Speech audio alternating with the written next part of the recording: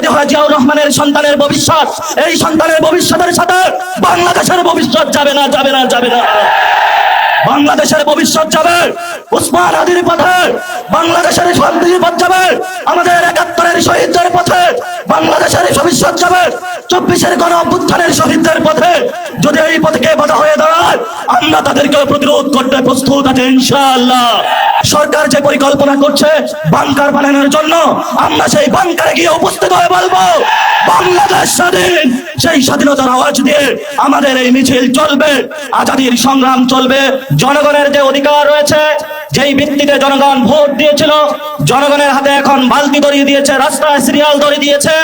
আমরা যেখানে নিশ্চিত চেয়েছিলাম বাংলাদেশের মানুষ, ব্যবসায়ীরা নিরাপদ থাকবে, আজকে একজন ব্যবসায়ী আমাকে বলছেন ৬টার পরে হলে দোকানে কাস্টমার আসে, ৬টার পরে হলো সরকার আমার দোকান বন্ধ করে দিয়েছে। পেট্রোল পাম্পের সামনে গিয়েছি, একজন পাঠা উবার চালক আমাকে বলছেন আমি বাইক চালিয়ে হলো টাকা ইনকাম করে আমার সেই গ্রামে বাচ্চাকে পাঠিয়ে থাকি, সারাদিন সিরিয়াল ধরে থাকি, যখন পেট্রোল পাম্পের সামনে যাই বলা হয় যে তেল নাই, আবার সন্ধ্যায় সিরিয়াল ধরি, আবার বলে তেল নাই। তাহলে আমি সংসারটা চালাবো কিভাবে?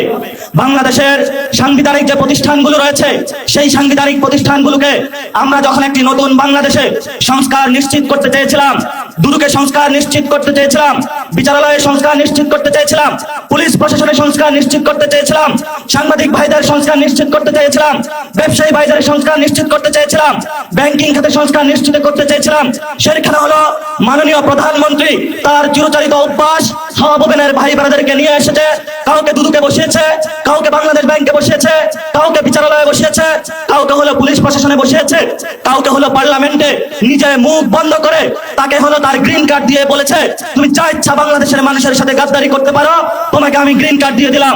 এই যদি হয় জিয়াউর রহমানের সন্তানের ভবিষ্যৎ, এই সন্তানের ভবিষ্যতের সাথে বাংলাদেশের ভবিষ্যৎ যাবে না, যাবে না, যাবে না।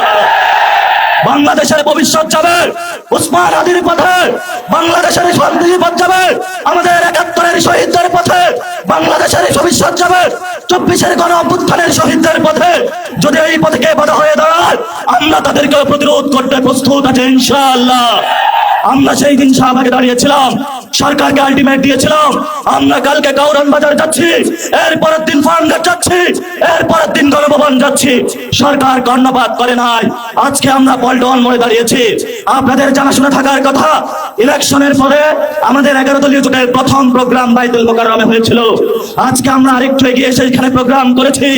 ইনশাআল্লাহ আমাদের এই মিছিল যদি সরকার সঠিক পথে না আসে, জনগণের গণভোটের রায় বাস্তবায়ন না করে, সংস্কার প্রক্রিয়া বাস্তবায়ন না করে, জনগণের অধিকার নিশ্চিত না করে, দ্রব্যমূল্যের দাম না কমায়, জ্বালানি সংকটের নিরসন না করে, এবং বিচারালয় থেকে শুরু করে সকল যে জায়গায় সরকার গুন্ডা সন্ত্রাসী হাওয়া লোক বসিয়েছে, গণতান্ত্রিক প্রক্রিয়ায় সরকারের সেই প্রতিষ্ঠানগুলোকে জনকাছের কাছে যদি ন্যস্ত না করা হয়, আমাদের এই মিছিল পরবর্তীতে কাকরাইল যাবে।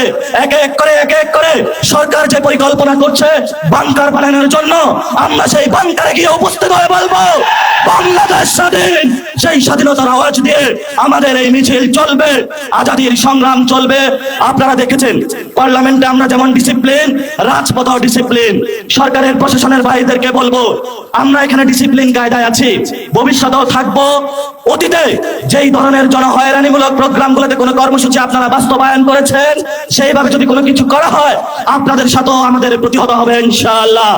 আপনারা আমাদের ভাই যারা মিডিয়া পড়ায় আছেন, আমরা জানি আপনাদের যারা মালিকবৃন্দ রয়েছেন অনেক জায়গায় গিয়ে তারা তাদের আত্মসমর্পণ করেছেন, কিন্তু যারা সাংবাদিক ভাইরা যারা আপনারা আজকে এখানে ক্যামেরা ধরে আছেন, যারা রিপোর্টিং করছেন, যারা স্টাফ রিপোর্টার আছেন, যারা বিভিন্ন নিউজে এক্সিকিউটিভ পদে আছেন, আপনারা কিন্তু কারো কাছে মাথা বিক্রি করেন না, এটা আমরা জানি।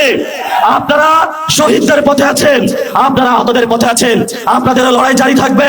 সচিবালয়ে যারা আছেন, আপনারা রাজপথে যেই মানুষগুলো যুদ্ধ অবতীর্ণ হয়েছে এবার তাদের সাথে থাকবেন। সাথে সাথে যেই ব্যবসায়ীরা গুলশান অফিসে সিরিয়াল দিয়েছিলেন, এখন আমাদের কাছে এসে কান্না করছেন, কান্না তখনই আমরা শুনবো যেদিন আপনারা গুলশান অফিসে লাইন বন্ধ করে জনগণের কাছে আসবেন, তবে আমরা আপনাদের ওই দিন কথা শুনবো। তারেক রহমানের কাছে আপনারা বর্গা দিয়েছেন, সকল প্রোডাক্ট কিন্তু তারেক রহমান কিনতে পারবে না। যদি কনজিউমার বলেন, কনজিউমার কিন্তু আমরা। যদি ভবিষ্যৎ আপনাদের নিরাপত্তা নিশ্চিত করতে হয়, নিরাপত্তা নিশ্চিত কিন্তু আমরাই করব।